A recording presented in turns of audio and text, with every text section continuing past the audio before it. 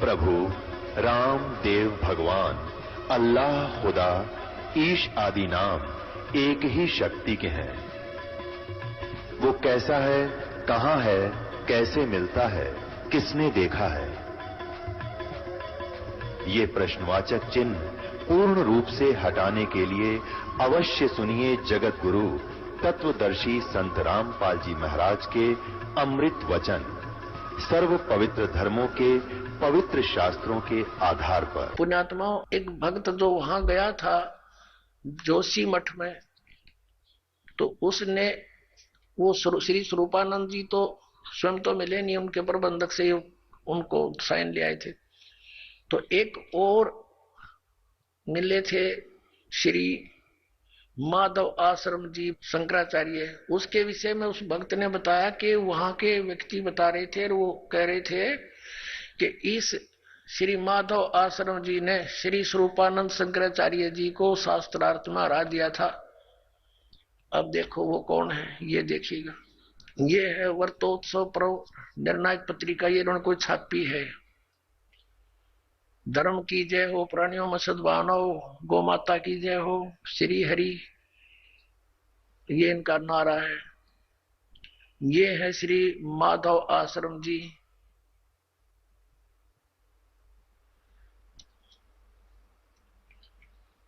ज्योतिष पीठाधीश्वर, ये कहते हैं मैं अधिकारी, ये अपना अधिकार मानते हैं उस पर।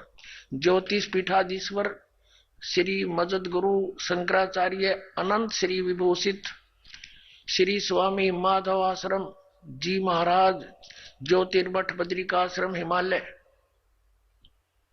श्री कृष्ण बौद्ध धाम सात शंकराचार्य मार्ग सिविल लाइन दिल्ली चमन से, यह यहाँ छपी है। और इनका भगवान कौन है, ये इनके भगवान देखिएगा। समाचार पत्र पंजीकृत धर्म सम्राट, ये नाम कोई है इनका। जगत गुरु शंकराचार्य ज्योतिष पीठाधीश्वर अनंत श्री स्वामी माधव आश्रम जी महाराज, बद्रिका आश्रम हिमालय अध्यक्ष अखिल भारतवर्षीय धर्म संघ, ये इनके पूज्य देवता है। भगवान राम परिवार। अब न्यू क्या है, वो वहां के लोग कह रहे थे कि इसने श्री माधव आश्रम जी ने, इसका नाम है आदरणीय शंकराचार्य का माधव आश्रम जी महाराज, इन्होंने स्वरूपानंद जी को हरा दिया और पूजा इनकी आए है। ये इनके भगवान, इन रजगुण ब्रह्मा, सतगुण विष्णु, उत्तम गुण शिव जी, इन तीनों देवताओं की पूजा श्रीमद् भगवत गीता जी के अंदर मना किया है। 7वें अध्याय के 10 से लेकर 12 और 20 से लेकर 23 के श्लोक में, वो आने वाले समय में आपको दिखाएंगे। और ये उन्हीं की पूजा करते हैं। तो पुण्यात्माओं, सौभाग्य आपका, आपको सत्संग मिला इस बरवाला आश्रम में। पूरे विश्व में कहीं भी सत्संग नहीं है। बोलो सतगुरुदेव की जय हो। परम पिता परमात्मा पूर्ण ब्रह्म सारी सृष्टि के रचनहार कबीर परमेश्वर जी की असीम कृपा से आप पुण्यात्माएं सत्संग सुनने के लिए उपस्थित हुए।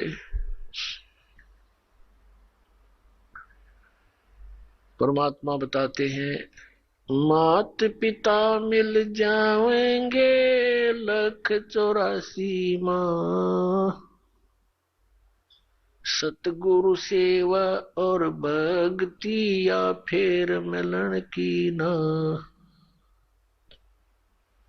परमात्मा स्वयं आकर के हमें जगाते हैं। हम मोह ममता की गहरी नींद में सोए हुए होते हैं। वो परम पिता परमात्मा दयालु भगवान हमें आकर के याद दिलाते हैं, मानुष जन्म दुर्लभ है, मिले न बारंबार। जैसे तरवर से पत्ता टूट गिरे, वो बोर न लगता डार। मानुष जन्म पाए कर जो नहीं रटे हरि नाम, जैसे कुआ जल बिना फिर बनवाया क्या काम। बिन उपदेश अचंभ है ये क्यों जीवत है प्राण, भक्ति बिना काठोर है वो नर नाही पाषाण। अगम निगम को खोज ले बुद्धि विवेक विचार, उदय अस्त का राज मिले तो बिन नाम बिगारे। राम रटत कोडी भला चू चू पड़े जो चामे, ये सुंदर शरीर किस काम का जामुक नाही नाम। राम रटत दारिद्र भलो टूटी घर की छान, वो सुंदर महल किस काम के जहां भक्ति नहीं भगवान।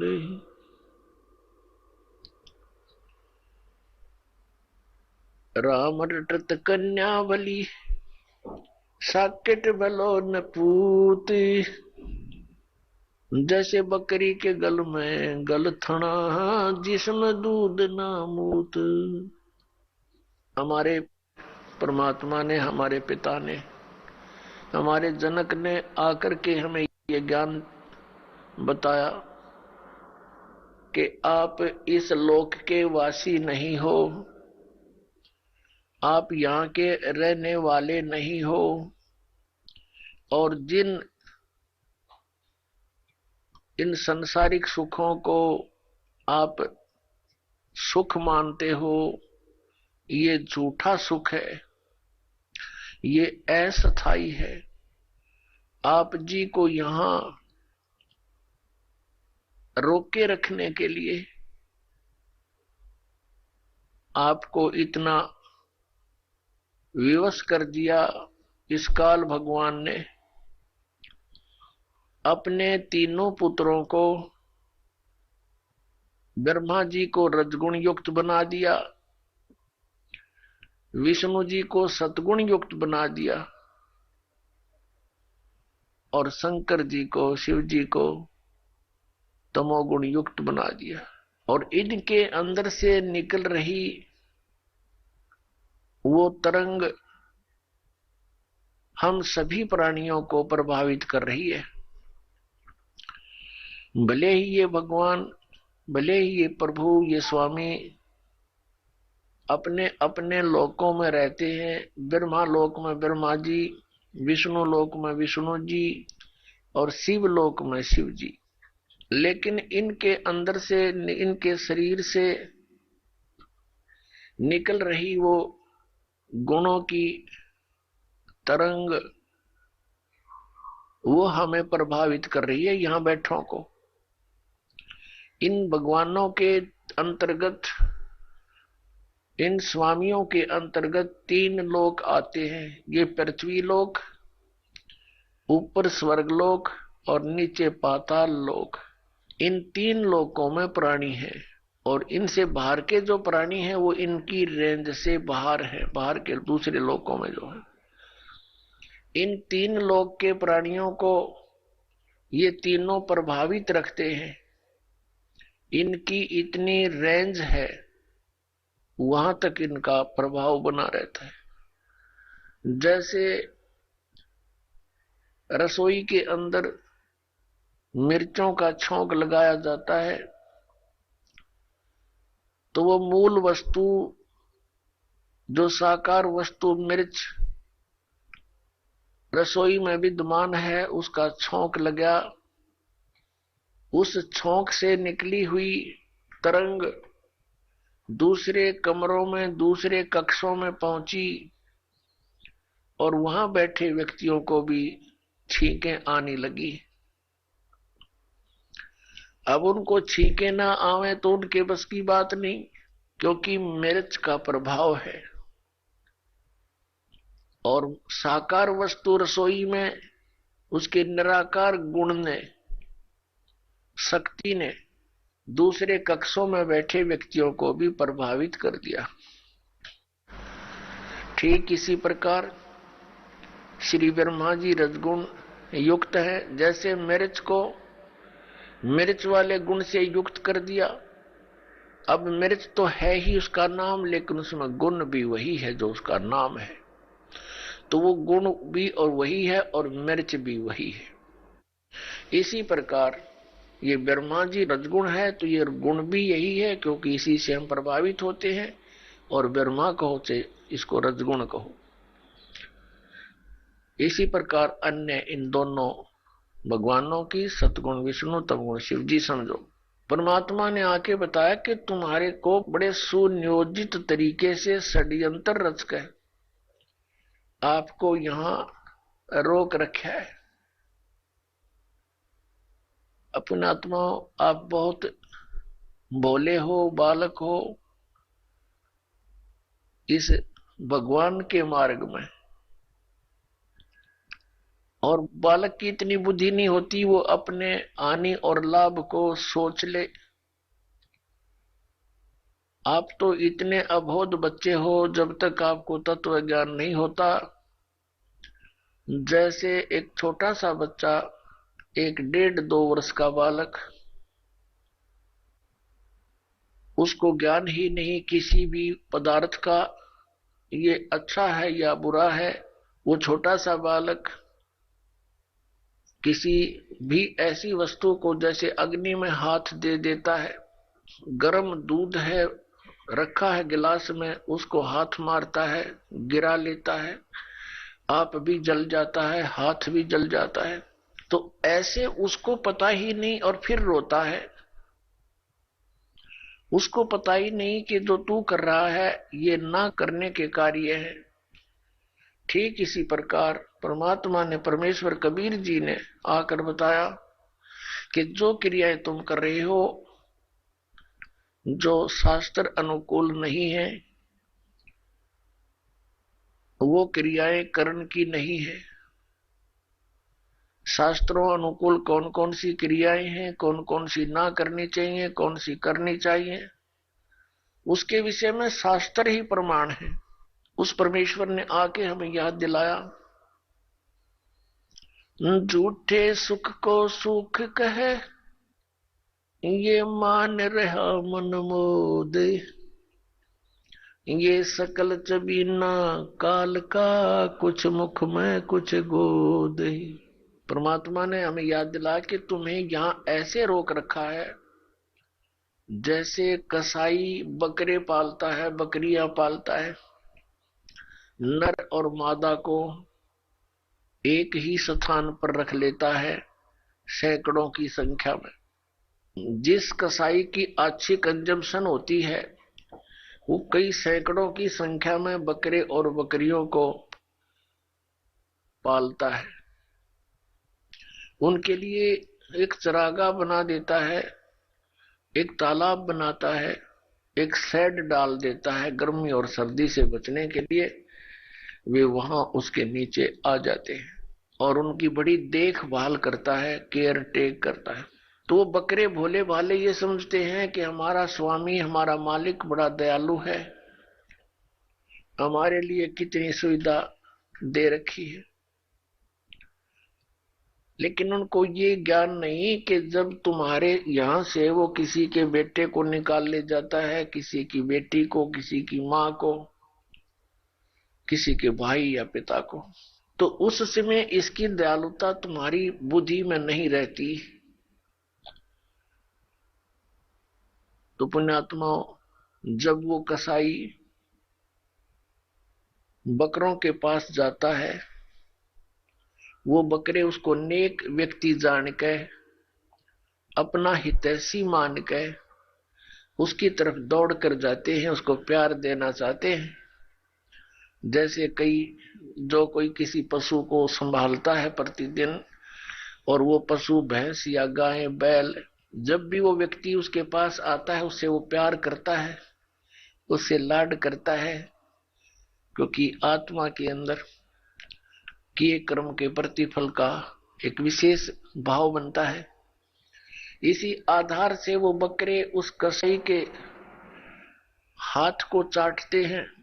कोई ऐसे ऊपर को पैर करके उसको सीने से लगाना चाहता है, प्यार देना चाहते हैं। अब वो ऐसे पकड़ कर देखता है, बकरों को हाथ लगा कर देखता है जगह जगह से। वो तो ये देख रहा है इसमें यो कितना मांस चढ़ गया, इसके ऊपर कितने कै किलो का बिकेगा। और वो चाटते उसको लाड देते हैं, ऐसे जीभ से चाट चाट कर प्यार देते हैं। बड़ा नेक आदमी है।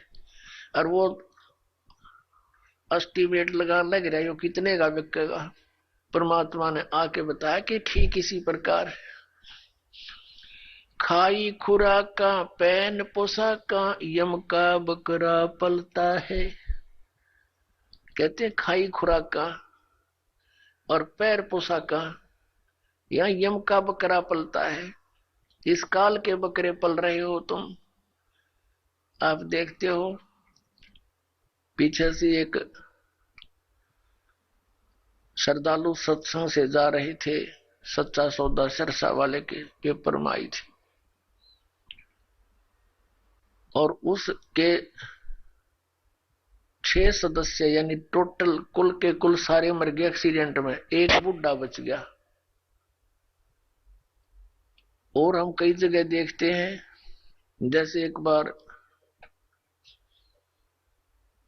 भूकंप आया था गुजरात के अंदर, और सभी व्यक्ति 26 जनवरी यानी गणतंत्र दिवस भारत का मनाने के लिए तैयार थे। सन 2000 की बात है, 26 जनवरी की। ऐसा भयंकर भूकंप आया। 26 जनवरी की छुट्टी थी।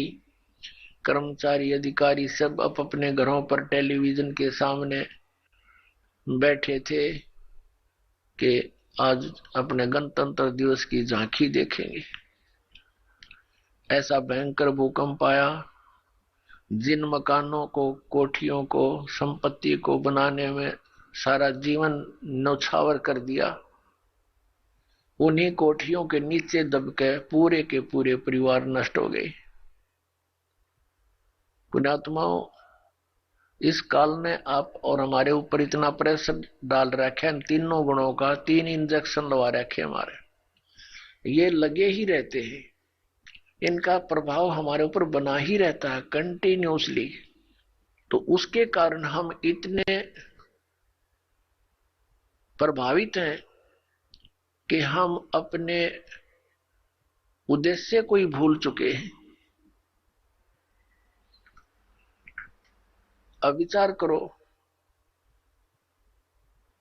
जो व्यक्ति उस भूकंप में मर गए या दुर्घटना में मर गए, वो कौन सी क्रियाएं किया करते थे, उनके क्या उद्देश्य थे, उनकी कितनी इच्छाएं थी, और हमारी क्या है, हम क्या सोचते हैं, हम कर क्या रहे हैं। एक भक्त बता रहा था कि मेरी मम्मी बात नोत कर आई थी, 5 लड़कियां थी, जिनमें से 3 का विवाह इकट्ठा ही था। 3 बेटियों का विवाह हो तो उस समय इस मनुष्य के माइंड की नीडल या सुई 100 से नीचे नहीं रहती। कभी उधर सोचा ये करूंगा वो करूंगा, चिंता ये बनाई रखी हमारे साथ, इसने लगाई रखा है। बस की बात नहीं, हमारी परंपराएं ऐसी बन गई जो हमें केवल दुख ही देती हैं, सुख नहीं देती। विवाह के अंदर भात नोत का आना, फिर एक विवाह फिर उन भाइयों का शुरू हो जाता है, एक बहन का शुरू हो रहा है। तो इस तरह हम अपनी परंपराओं को, रीतियों को गलत बनाकर भी 90% दुखी है। अब वो रोहतक बस स्टैंड पर खड़ी थी,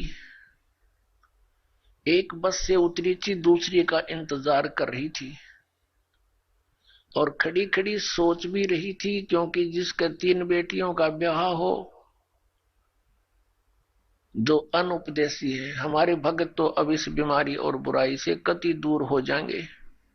ज्ञान से होंगे, कोई प्रतिबंध से नहीं होती ये बातें। बच्चों का विवाह भगवान ने कर रखा होता है, या हमारी भूल है बाद में जो ड्रामाबाजी, नाचा कूदी, डीजे बजाना, फंड करना, ये कोरी बकवाद है। ये इस विवाह के समय में, इतने पुण्य संयोग के समय में ऐसे बकवाद नहीं करनी चाहिए। कोई घोटी ला रहा है, कोई नाचे कूदे, ये कोई बात हुई? ब्याह किसी का नाचे कोई, ये कोई सांग होया? कोई अकल हुई? लाडू कोई खावे और कूदे कोई, बता कोई बात है यार? तो इस तरह की हम अज्ञान से अपने ऊपर एक न्यारा वजन और रखे बैठे हैं, ये भी हटाना, हमने बिल्कुल हटाना पड़ेगा। भक्ति तभी चलेगी, भगत तभी बनेंगे। अब वो पता नहीं क्या क्या विचार कर रही थी, वहां ऐसे करूंगी, ऐसा करूंगी, वो ऐसा लाना है, वो फलाना ऐसा करना है, लड़की के कपड़े बनवाने हैं, यानी सौ चिंताएं होती है। वहां पिलर के साथ खड़ी खड़ी ऐसे ही चिंतन कर रही थी, कहीं और घूम रही थी, खड़ी थी वहीं पर। एक ड्राइवर ने बस बैक करके सेट करनी थी अपने स्थान पे, कंडक्टर लग गया खुले पैसे देन, किसी के बकाया थे वो बकाया पैसे। ड्राइवर ने सोची तू लाग फटाफट बस को, उसने बस बैक करी, वह ज्यादा टेढ़ी होकर पिलर की सीधी होगी, उसने दिखा नहीं दूसरी साइड में, वह पीछे जाके, और उस बहन ने भी ध्यान नहीं, क्योंकि वो तो सोच विचार में बड़ी थी, उसकी छाती पर आकर लगी बस पाछे तर पीछे पिलर के सारा खड़िए थी, वहीं पर आध घंटे में तड़फ कर मर गई। अब वो ब्याह भी रह गया, और जो इधर उधर की जो एक सेकंड का चैन नहीं था, अब वो कहां गई? तो पुण्यात्माओं, हम कति बालक हैं, हमें डर नहीं रहा, हमें याद नहीं रहा वो जाने का समय, और जब तक हमें यहां से जाने का समय याद नहीं रहेगा, हम भक्त नहीं बन सकते, हम बुराई से बच नहीं सकते। अब आज कोई नाच रहा है, कूद रहा है, एक समाचार पत्र के अंदर देखा, पढ़ा, उसमें क्या लिखा था कि विवाह था और पहले दिन वो डीजे मंगाकर नाच रहे थे, बहन भी, सब दूसरे भाई रिश्तेदार डांस करे डीजे के ऊपर, वो भी समाचार पत्र में। और अगले दिन वो दुल्हा जो विवाह करने चला था, कार एक्सीडेंट हो गया ट्रेले के साथ में, जितने सदस्य उसके साथ बैठे थे व्यक्ति, वो सारे मर गए, वो भी मर गया। अगले दिन वो टक्कर मार रहे हैं, रो रहे हैं, बालों को पाड़ रहे हैं जो कल नाच रहे थे। अब बजा लो डीजे यहां पर। कहते हैं नानक साहिब जी कहते हैं कि ना जाने काल की कर डारे, और किस विध ढल जा पासावे, और जिन्हां ते सिर ते मौत खुड़क दी, उन्हां नू केड़ा हासावे। आदरणीय नानक साहिब जी से किसी ने पूछा कि हे महात्मा जी, आप कभी भी खुश नजर नहीं आते, ना कोई त्योहार और तीज मनाते। तब उन्होंने कहा था, भाई ना जाने यहां क्या बिजली गिर जा एक पल में, और हमने तो अपनी मौत दिखाई देती है, इसलिए रुचि नहीं बनती इन नाचन और गावन में, यहाँ की नकली खुशी मनावन में कति दिल नहीं मानता। ना जाने काल की कर डारे, किस विध ढल जा पासावे, पर जिनाते सरते मौत खुड़क दी, उन्हां केड़ा हासावे। फिर उनसे पूछा, क्या आप कभी प्रसन्न नहीं होते, ऐसे कैसे जी रहे हो?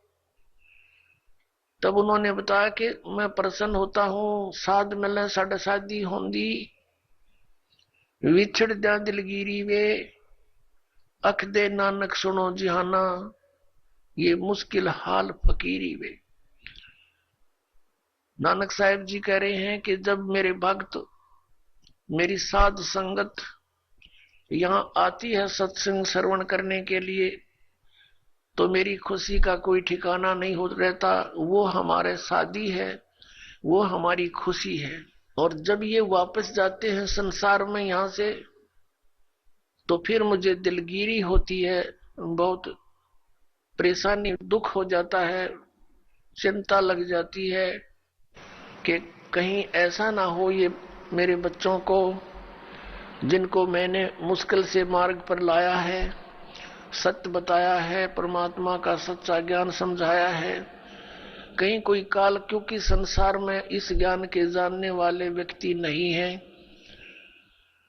एक अकेला एक संत होता है जो सतमार्ग देता है, असंतों की गिनती नहीं होती। उनसे प्रभावित अन्य श्रद्धालु भी फिर उसी की बोली बोलते हैं, वही क्रियाएं करते हैं। तो नानक साहिब जी कहा करते कि मुझे फिर चिंता बन जाती है, कहीं मेरी फसल में कीड़ा ना लग जा, यानी कोई काल का दूत इनको भ्रमित ना कर दे, इनका जीवन नष्ट हो जा। कहते हैं साध मिले साढ़ा शादी होंगी, जब ये वापस आते हैं एज इट इज, तो मेरी खुशी का ठिकाना नहीं रहता कि परमात्मा की दया से अभी ये बचे हुए हैं। और विछड़ जा दिलगिरी वे, जब ये यहां से जाते हैं तब मुझे बड़ी परेशानी होती है, मुझे चिंता बन जाती है। क्यों बन जाती है? अख दे नानक सुनो जहां ना मुश्किल हाल फकीरी वे। फकीरी में भक्ति, फकीर का अर्थ होता है सभी बुराइयों से हटकर सबका परित्याग करके भक्ति करे। तो जैसे भी बुराइयां कुरीतियां संतों ने हटाने की चेष्टा की, तो अन्य समाज ने उसको लगाने की चेष्टा की। तो जिस कारण से भक्त और संसार के अंदर सदा से ही विरोध बना रहा, क्योंकि संसार की जो रीतियां रिवाज हैं वो काल प्रेरित है, वो यही रहने की है। और संतों की मर्यादा इस काल की मर्यादाओं से हटकर है, वो भक्ति बाधक है। इसलिए अन्य समाज के लोग कहते हैं देखो इन्होंने तो माता धोकनी भी छोड़ दी, इन्होंने तो बाबा श्याम जी भी नहीं पूज रहे हैं, ये तो ऐसे भी नहीं कर रहे हैं, ये तो दिवाली भी नहीं मना रहे हैं, ये कैसे हो गए हैं, इन तो बट्ठा बैठा दिया। एक भक्त बतावा था, कहने लगा जी आज 10 वर्ष हो गए हमने कोई त्योहार नहीं मना लिया। नाम लिया था उसने उस दिन, फिर वो अपने दुख गिनावा था, कह रहा था जी हमने 10 वर्ष हो गए हमारा त्योहार नहीं मन लिया, ना होली ना दिवाली ना तीज ना कोई अन्य। क्या कारण?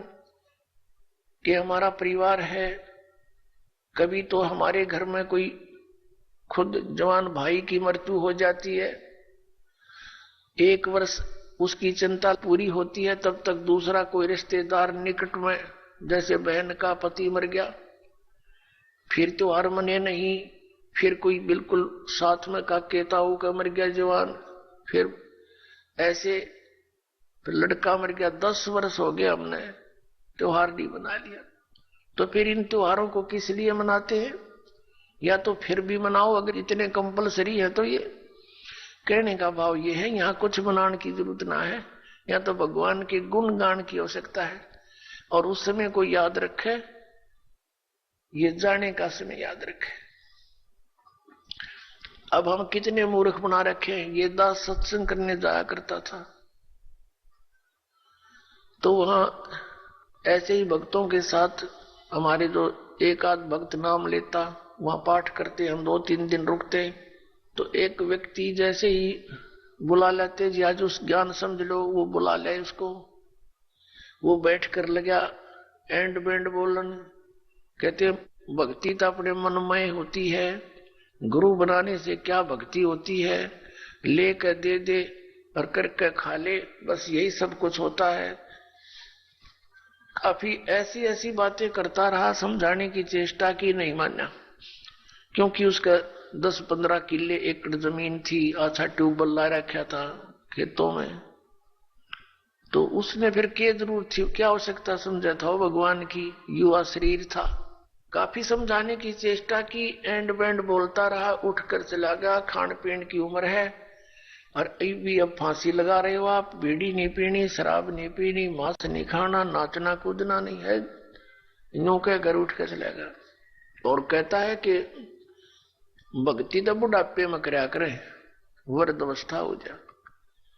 तो उसको बता भी बुढ़ापे में भक्ति कठिन हो जाएगी जब पहले से स्टार्ट ना हुई तय,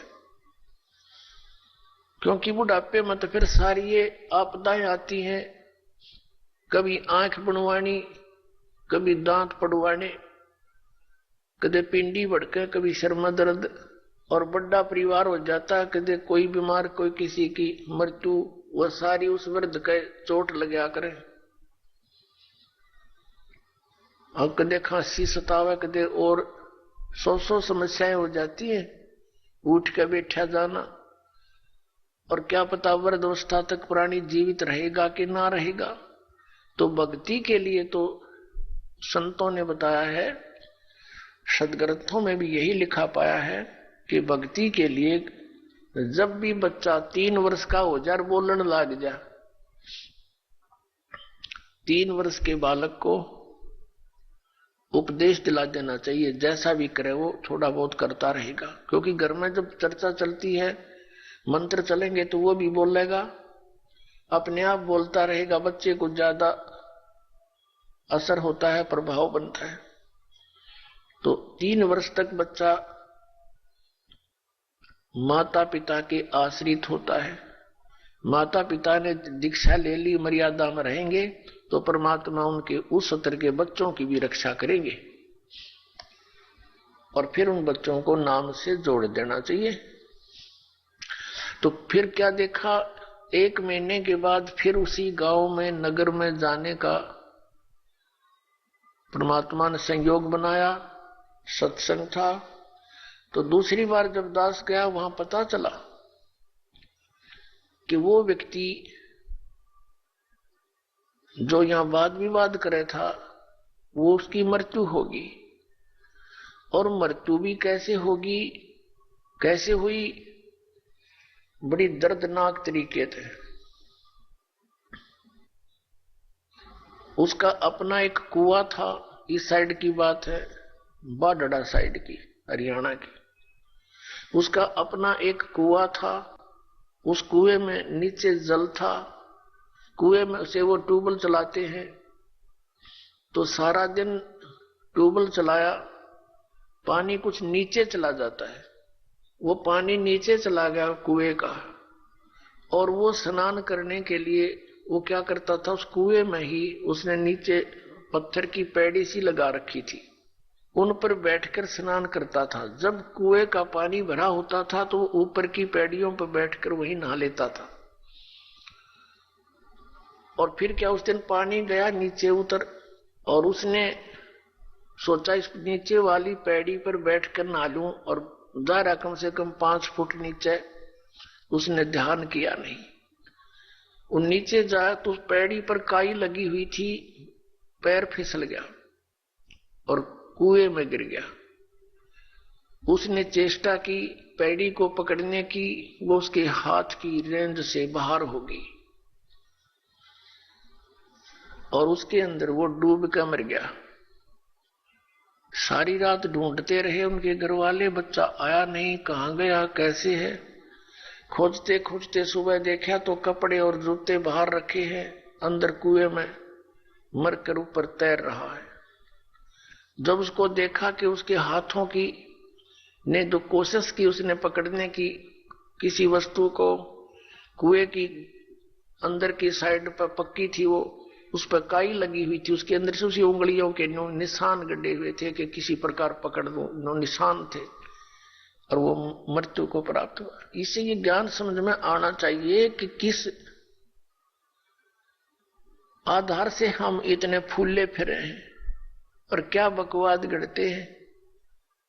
अब वो वृद्ध होया ना, भक्ति उसने करी नहीं, अब पता नहीं कहां धक्के खाता फिरेगा, कोई गधा बनेगा, कुत्ता बनेगा। तो पुण्यात्मा इन बातों को याद रखे। अब उसकी मौत क्यों कर हुई होगी, आसानी से नहीं हुई होगी। रोया होगा, चिंगाड़ा होगा, न चिल्लाया होगा, बचा लो बचा लो। बचानी है, कोई याद भी ना करे, वहां कौन बचावे, वहां भगवान बचावे, अठा के बाहर ले आवे। उस समर्थ शक्ति की ओट होता है, उसका सहारा मिले।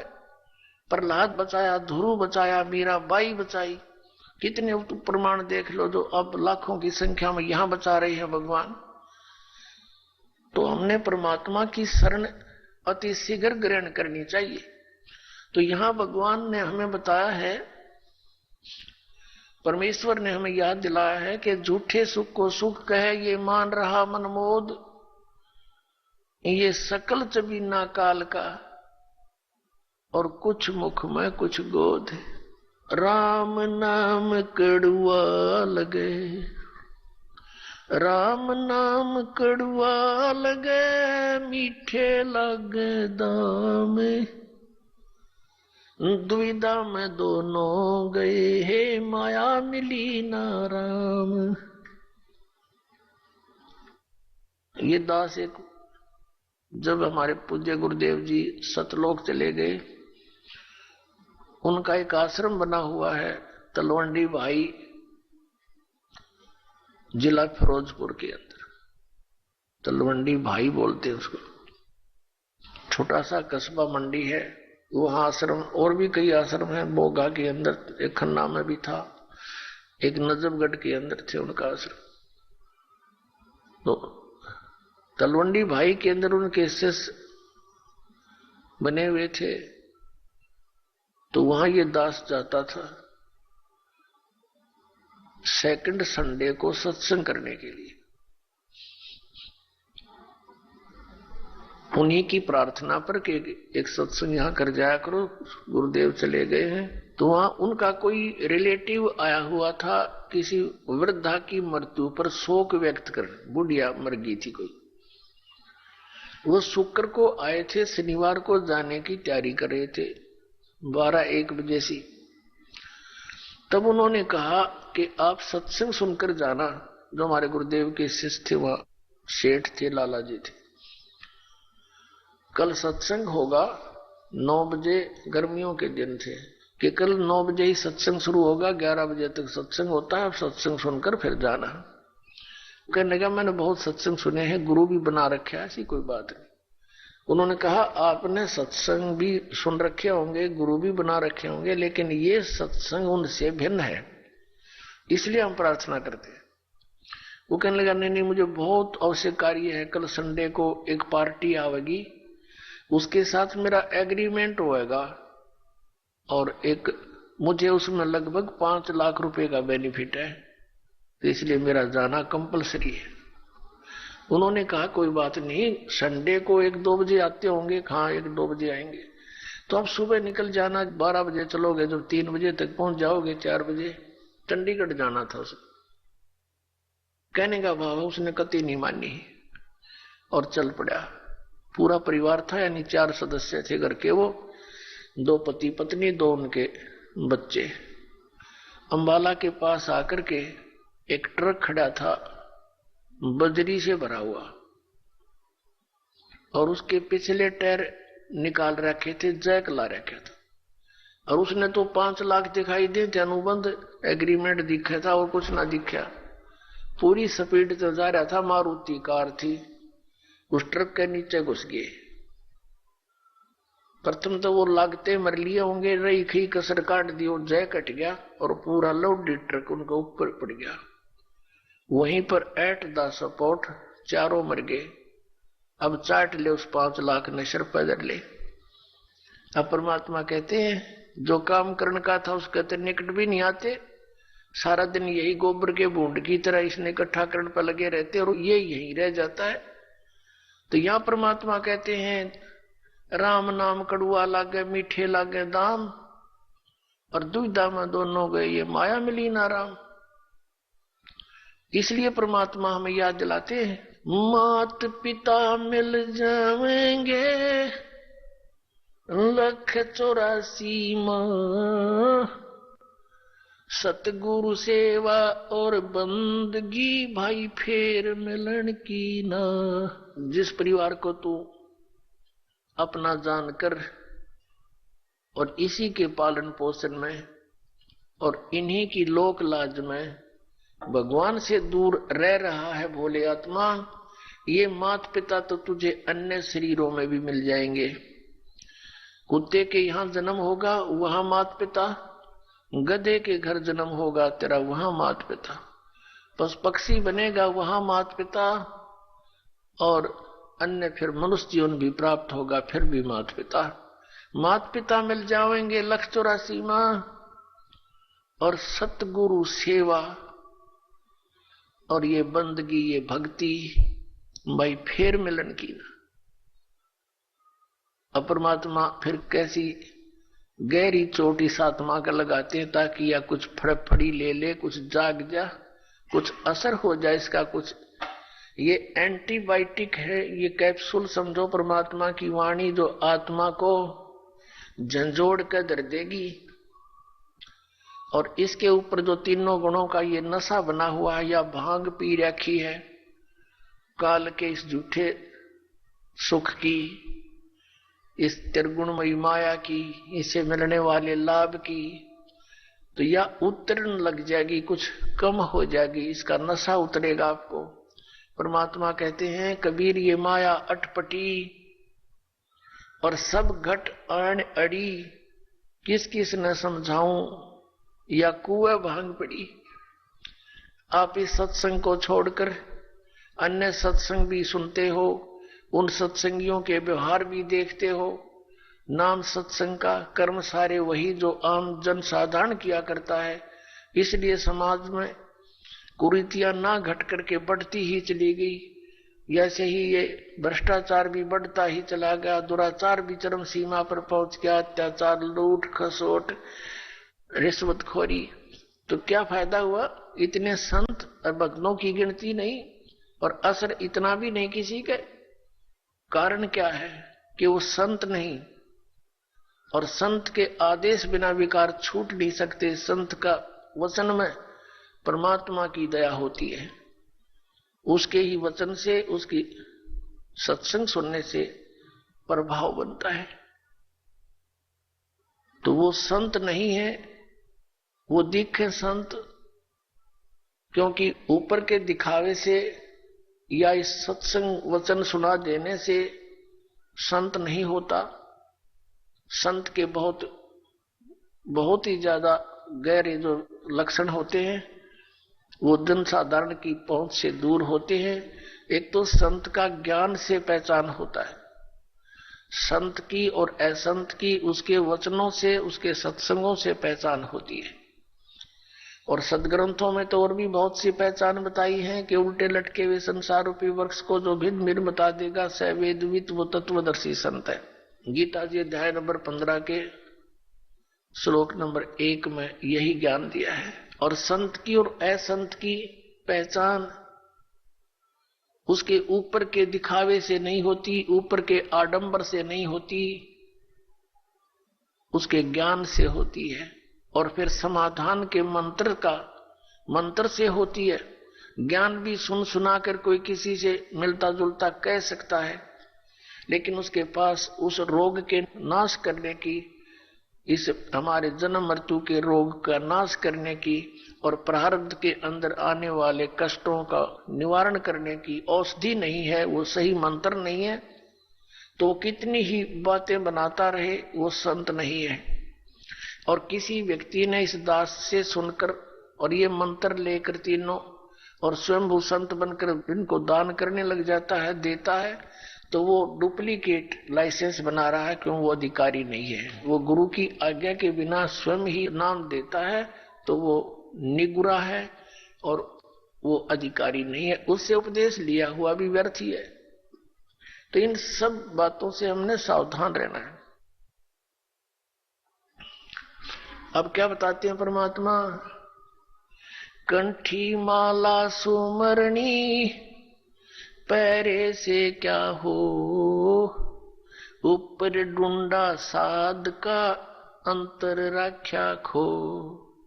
ऊपर तो साध का डूंडा पीट रखा, जैसे कंठी माला तिलक दाढ़ी दूढ़ी बढ़ा रखी, लाल कपड़े डाल रखे, है, ऐसा दिखे जैसे बड़ा महापुरुष होगा और अंदर भक्ति ना ज्ञान एक आने का। कहते ऊपर डूंडा साध का, ऊपर लोग दिखावा तिसा दिखे भाई, कति आदमी ने सोचा भगवान से मिल रहा होगा और अंदर खख नहीं उसके, तो उसका ज्ञान से पता लगेगा, उसकी बोली से पता लगता है।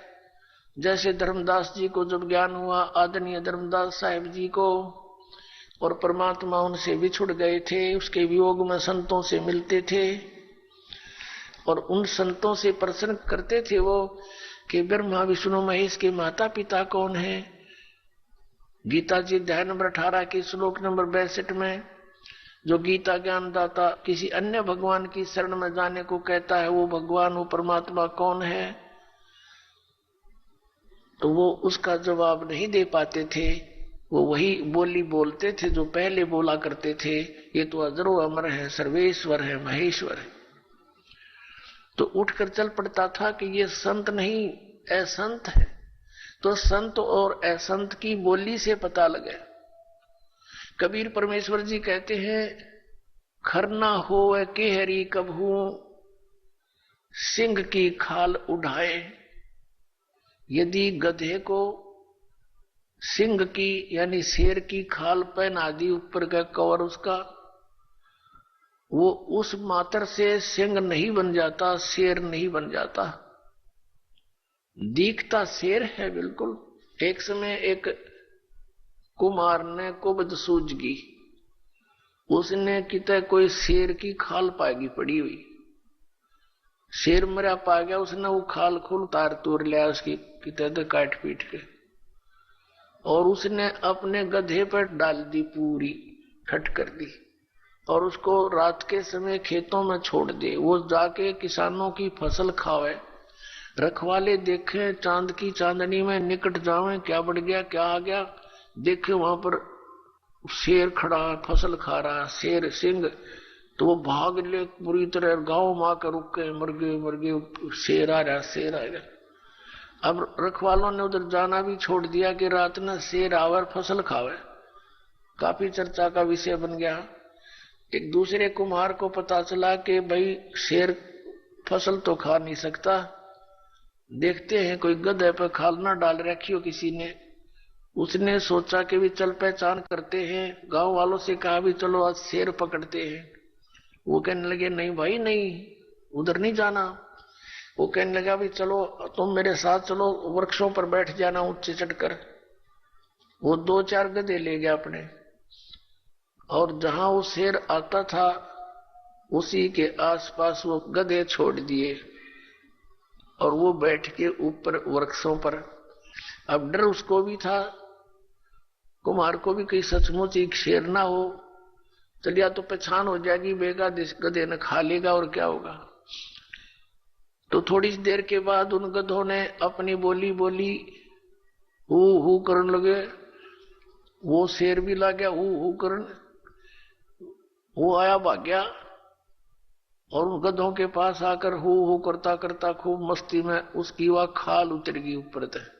आइए अब हम उन श्रद्धालुओं के अनुभव जानते हैं जो जगत गुरु तत्वदर्शी संत रामपाल जी महाराज जी से दीक्षा प्राप्त कर चुके हैं तथा उनके द्वारा बताए गए भक्ति मार्ग पर चल रहे हैं। सर नमस्कार।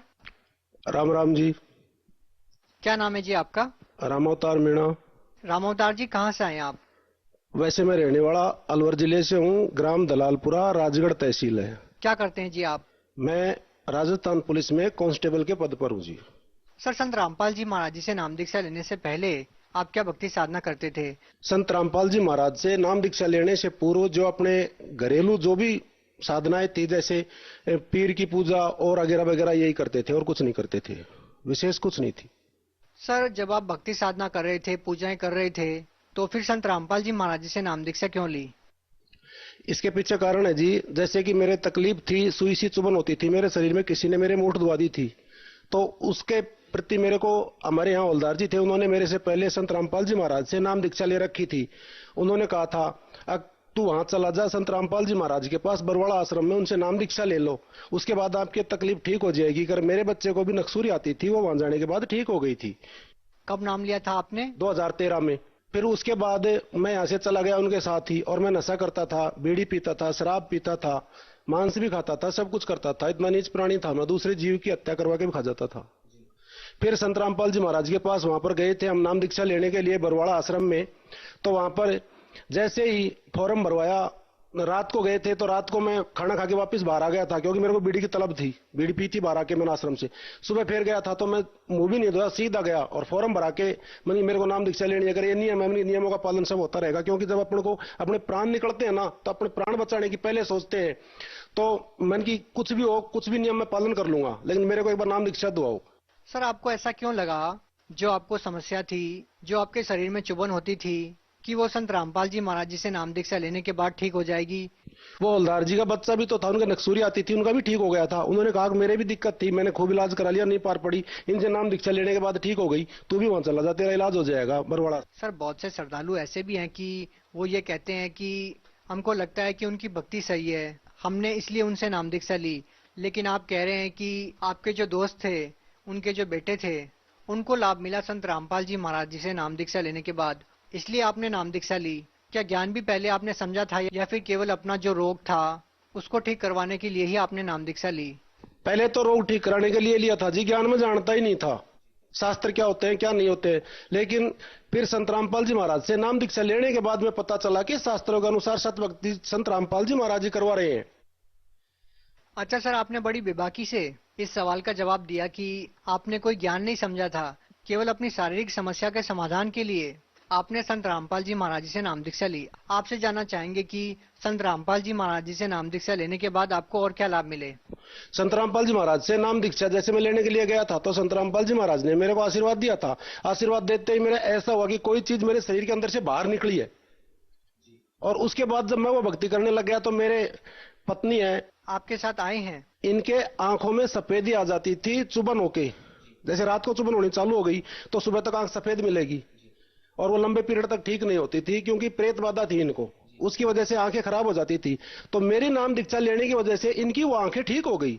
इनकी आंखें ठीक हो गई तो इनसे भी फिर मैंने कहा कि इनकी आप भी सतगुरु महाराज से नाम दीक्षा ले लो। तो फिर इन्होंने भी एग्री हो गए और सतगुरु रामपाल जी महाराज से नाम दीक्षा ले ली। इनको दिखना बंद हो गया? बिल्कुल, मतलब 30-40% दिखता था। सर इनसे बातचीत कर सकते हैं हम? हाँ बिल्कुल कर सकते हो जी। क्या नाम है आपका? कलावती देवी। क्या आपके जो पति बता रहे हैं, आपको जो समस्या थी, क्या संत रामपाल जी महाराज जी का नाम दीक्षा लेने के बाद आपकी ठीक हुई है? हाँ जी ठीक है। क्या कम दिखता था आपको पहले? हाँ, जब मैं कम देखता था, मैं ये शाम के टाइम होता था मुझे कुछ नहीं दिखाई देता, दिन में तो मैंने दिखाई देता है, यहाँ आँखों में और पानी आता, चिपका मारता, मैं सारे दिन रात रोती थी। अब आप बिल्कुल सही हैं? हाँ मैं बिल्कुल ठीक हूँ जी। संत रामपाल जी महाराज जी से नाम दीक्षा लेने के बाद आपको और क्या लाभ मिले? और तो जी जैसे अब सुधर गए हम। एक तो नशा करते थे सारी, वो तो बता दिया आपको पहले, सब कुछ छूट चुकी है। और अब हम सतभक्ति करते हैं। अब और जैसे हमारे पुलिस डिपार्टमेंट में भी हैं, वो तो अब उनके तो वही सिस्टम चलता है, आओ किसी कार खाओ। लेकिन मेरा जी नहीं मानता, मैं किसी की चाय तक नहीं पीता जी। अब इससे ज्यादा तो और एक इंसान में क्या सुधार हो सकता है? सर देखिए, ये एक पर्सनल सवाल है, पता नहीं टीवी चैनल पर आप इस बात का जवाब देना चाहेंगे या नहीं। संत रामपाल जी महाराज जी से जो भी नाम दीक्षा लेता है वो रिश्वत नहीं लेता है, चोरी नहीं करता है। आप इस बात को स्वीकार करते हैं कि आप रिश्वत नहीं लेते हैं, आपने संत रामपाल जी महाराज जी से नाम दीक्षा ले ली है, क्योंकि उनके अनुयायी न तो रिश्वत लेते हैं न नशा करते हैं? हाँ जी 100% जी। मैं किसी की चाय तक नहीं पीता। जैसे कोई कहता है वहां पर, अब भाई हमारी चाय पी लो, हम चाय लेके आए, मैं कह देता हूँ मैं चाय पीता ही नहीं वहां। सर इस बात पे विश्वास करना इसलिए मुश्किल है कि जिस तरह से हम देखते हैं, और अगर हम पुलिस विभाग की बात करें तो अपने आप में विश्वास करना मुश्किल है कि आप कोई रिश्वत नहीं लेते हैं या कोई भी ऐसा काम नहीं करते हैं जो समाज के लिए गलत है। इसके पीछे सर ये कारण है कि जैसे मान लो अपन को पता लग जाता है कि इस तार के अंदर करंट आ रहा है, मैं इसको हाथ नहीं लगाऊंगा। अनजान पड़े में जिसको ज्ञान नहीं है वो हाथ लगा देगा। अब मुझे पता है कि इसका क्या कारण है, क्योंकि जैसे हम किसी से भी रिश्वत लेते हैं तो हमें उसका अगला जन्म में कर्जा एज इट इज चुकाना पड़ेगा। ये हमें ज्ञान हो चुका है। हम क्यों कर्जा आगे ले, क्यों हम एडवांस के लिए हमारे लिए खाई खो दें, क्यों हम मरने का काम करें? जो अगले जन्म में उसके दर पर चाहे कुत्ता बनो चाहे पशु बनो, उसका हमें कर्जा चुकाना पड़ेगा। तो हम कर्जा ले क्यों, जो उसका हम चुकाना पड़ेगा। हाथ जोड़ के मना कर देते हैं ना अगले को।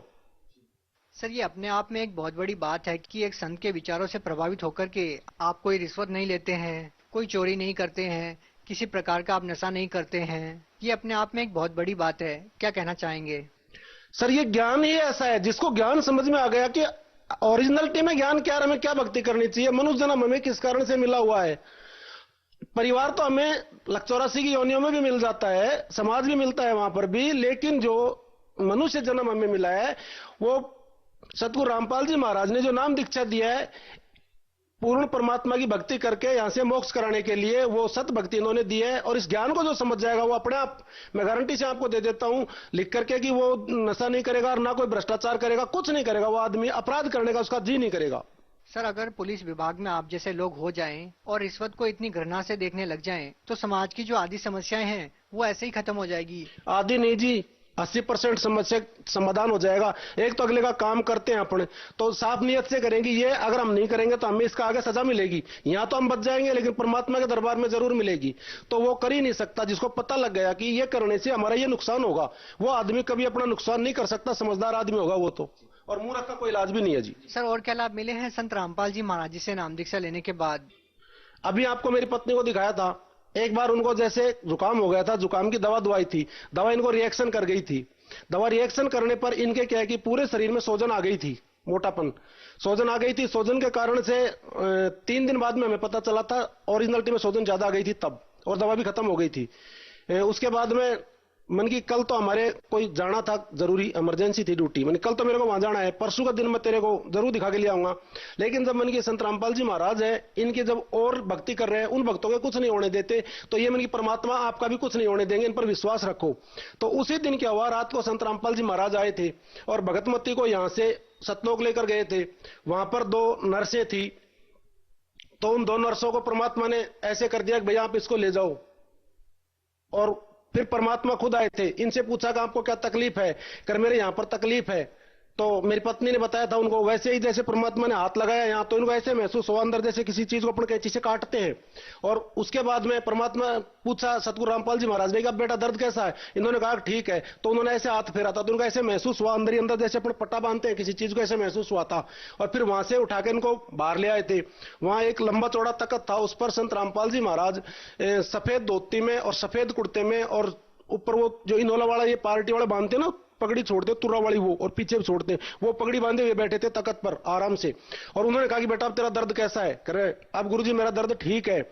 फिर उन्होंने 2 तो उठाई थी रोटी, और 1 साबुत नींबू का अचार की वो उठाया था, और 1 मिर्च उठाई थी साबती, और 4 चीज इसको डाल के इसको दे दी। कहा कि बेटे इसको खा के देख ले एक बारी, तू तेरे दर्द होता है कि नहीं होता है। तो इसने वो खा लिया। उसके बाद इसने बताया परमात्मा मेरे दर्द नहीं है। तो इसने देखा था कि वहां पर एक साइड अपन जितनी भी नजर जाती है उतना ऊपर तक रोटियों का जैसे पहाड़ लगा हुआ हो, ऐसे रोटियां ही रोटियां हैं, उनका कोई अंत पाव ही नहीं है, कितनी रोटियां कितनी नहीं है। और जहां तक नजर जाए, जहां तक वो साबुत मिर्च का अचार ही अचार, एक साइड वो नींबू का अचार ही अचार, और वहां पर सब कुछ सफेद है, स्वयं उसमें से प्रकाश निकल रहा है। ये मेरी पत्नी ने बताया था। इनको परमात्मा ऐसे लेके गए थे, वापिस इनको छोड़ा था। उसके बाद इनकी वो तकलीफ ठीक हो गई थी। सर, भगत समाज को क्या संदेश देना चाहेंगे? संदेश देने की तो देखो जी औकात नहीं है अपनी, तो अपन तो परमात्मा के एक बच्चे हैं। अपन हाथ जोड़कर अरदास कर सकते हैं कि अगर हम आज हमारे समाज को सुधारना चाहते हैं तो संत रामपाल जी महाराज का ज्ञान जरूरी है जी। इससे सभी सुधार होते हैं जो हमारे समाज को आज आवश्यकता है। और सत भक्ति भी इन्हीं से मिल सकती है, मोक्ष भी इन्हीं से प्राप्त हो सकता है जो नाम दीक्षा देते हैं। क्योंकि संत रामपाल जी महाराज के बारे में जो रामदेव जी रुणाचा वाले थे, उनकी 24 प्रमाण किताब में प्रमाण है कि वो संत जाट जाति में आएगा और भक्ति कैसे स्टार्ट कराएगा, उसका प्रमाण है उसमें एक एक चीज का। अब मैंने पढ़ लिया, अब मुझे भी ज्ञान हो गया है। और जन्म साखी में प्रमाण है, नानक जी पहले लिखवा कर गए थे कि वो संत जाट जाति में आएगा, आगे आने वाला टाइम में आएगा जी। धन्यवाद। राम राम जी।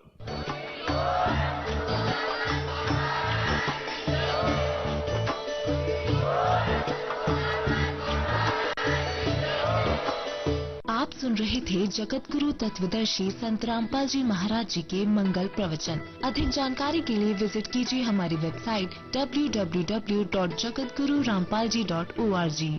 संत रामपाल जी महाराज जी के शुभ आशीर्वाद से पूरे विश्व भर में 500 से भी ज्यादा नाम दीक्षा केंद्र हैं, जिन पर संत रामपाल जी महाराज जी द्वारा ऑनलाइन निःशुल्क नाम दीक्षा दी जा रही है।